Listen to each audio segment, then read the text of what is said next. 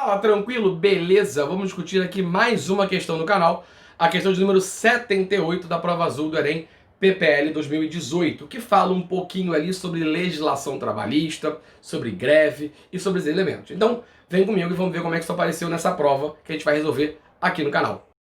Torna-se importante, portanto, salientar que as pautas econômicas dominantes não se incompatibilizavam com as demandas políticas ou por garantia de direitos contra as decisões da própria Justiça do Trabalho. Pelo contrário, muitas greves incluíam várias demandas de natureza distinta, e mesmo em demandas primariamente econômicas, colocava-se muitas vezes a dimensão do enfrentamento político. Em todos esses casos, confirma-se a hipótese de que direitos instituídos ou garantias das convenções coletivas respaldadas pela Justiça do Trabalho não significavam conquistas materiais às quais os trabalhadores tivessem acesso líquido e certo.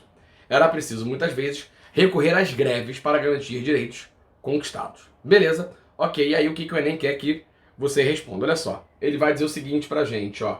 De acordo com o texto, um dos problemas com os quais organizações sindicais de trabalhadores se defrontavam de 54 a 64 era o descompasso entre letra A, legislação e realidade social, letra B, profissão e formação técnica, letra C, meio rural e cidades industriais, letra D, população e representação parlamentar, e letra E, empresariado nacional e capitais estrangeiros. E aí, vamos lá, vamos lembrar um pouquinho, certo? Porque ele está falando para a gente aqui de sindicato.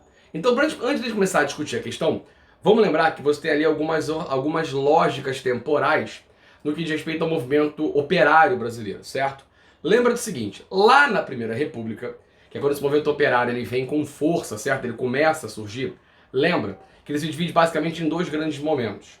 Um primeiro momento que vai até ali mais ou menos 1922, onde esse movimento operário ele está muito ligado a uma questão de um anarco-sindicalista, de um anarquismo como base ideológica, certo? Presente muito forte, por exemplo, na greve geral de São Paulo de 1917. E que a partir de 1922 ele passa a adquirir um caráter socialista, comunista, muito por conta ali da fundação do PCB, do Partido Comunista Brasileiro, no ano de 1922. Em comum, uma coisa chave. Em ambos os casos, seja 17 anarco-sindicalista, seja pós-22 comunista socialista, o movimento operário vai ser tratado e visto pelo governo brasileiro como caso de polícia, certo? Não existe legislação trabalhista. Lembra também que essa legislação trabalhista ela vai começar a entrar na pauta de discussão via governo durante a era Vargas, na sua fase constitucional, certo? De 30 a 34, a primeira fase da era Vargas, quando você tiver a promulgação das leis trabalhistas. Lembrando que nesta fase, as leis trabalhistas elas são apenas urbanas. E a própria liberação do sindicato, porém, sobre a tutela do Estado. E lá no Estado Novo, certo? Entre 37 e 45, quando a gente tem a promulgação da CLT, da Consolidação das Leis Trabalhistas, certo? Então, lembra disso. Quando você falar de movimento operário, nessa fase, Primeira República era Vargas, embora essa questão aqui, ela diga pra gente ali da fase da República Liberal Populista ou Experiência Democrática Brasileira, tem vídeo disso aí no canal, lembra que essa tua mudança desse teu viés, dessa tua lógica, desse teu movimento operário, ela vem nesse processo pós-varguistas, tudo bem? Mas a questão simples, ela está em cima do texto. E o que o texto está dizendo pra gente? Vamos olhar para ele, olha aqui. Primeira coisa importante é que ele fala que as pautas econômicas dominantes não se incompatibilizavam com demandas políticas ou por garantias de direito contra as decisões da própria Justiça do Trabalho, beleza? Ele vai dizer, então, por exemplo, ali que, pelo contrário, aqui, ó, muitas greves, ok, incluíam várias demandas de natureza distinta e, mesmo em demandas primariamente econômicas, tá aqui, ó, colocava-se muitas vezes a dimensão do enfrentamento político, beleza? Mas olha só, na verdade, pra gente, tá? E eu vou até mudar de cor agora, o que é muito forte na questão é exatamente essa última parte aqui. Aqui tá a chave da questão, porque olha só, ele vai dizer o seguinte, ó, aqui, ó, em todos esses casos, confirma-se a hipótese de que direitos instituídos ou garantias das convenções coletivas, certo? Então, peraí, deixa eu ajeitar aqui. Aqui, ó, das convenções coletivas respaldadas pela Justiça do Trabalho, certo? Não significavam conquistas materiais às quais os trabalhadores tivessem acesso líquido e certo, ok?